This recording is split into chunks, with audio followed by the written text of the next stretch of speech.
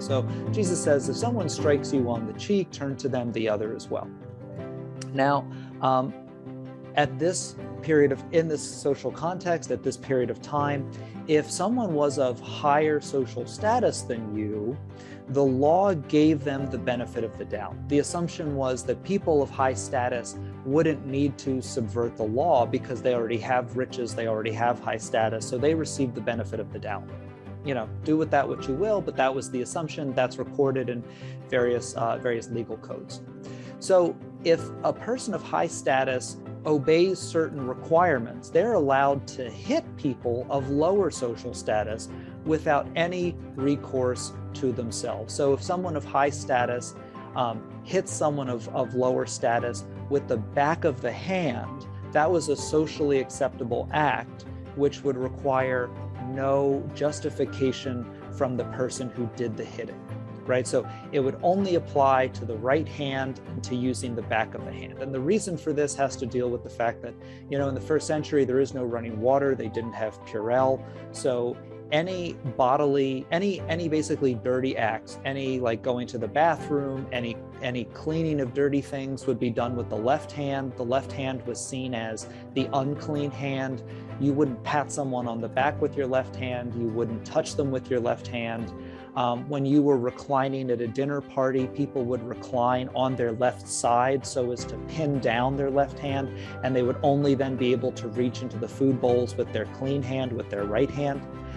And so this action would only have been allowed using the right hand and the back of the hand, because striking someone with the palm of the hand was how you struck an equal. And if you were going to strike an equal, you had to justify that action. So again, you can strike someone with the back of your hand if they're of lower status. That is acceptable. That doesn't require a justification. If you strike someone with the palm of your hand, that is acknowledging that they are an equal, and that requires justification. So Jesus says, if someone strikes you on the cheek, turn to them the other as well. Now, in a classroom setting, we'll demonstrate this. But if you do this, if you are backhanded by someone with their right hand and then you turn the other cheek, they can't hit you with the back of the hand again, right? Like I had a student once who just pretended like they went like that, and I guess that works. But the idea is that you are forcing them to either hit you with the palm of their hand or they have to retreat, right? So when Jesus says turn the other cheek, it's not receive other people's violence.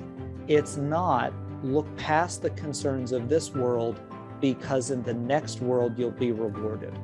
There are elements of that within Jesus's teaching, sort of, but that is not the point of this saying, of this command, right? When Jesus is doing this, what is he doing? He's giving people of low status in action so that they can stand up to the people who are abusing them and they can assert their own equality, right? Because either the person is going to hit them with their palm, at which point they're going to go to that person and say, you've just acknowledged that person as an equal. Do you have a reason for striking them?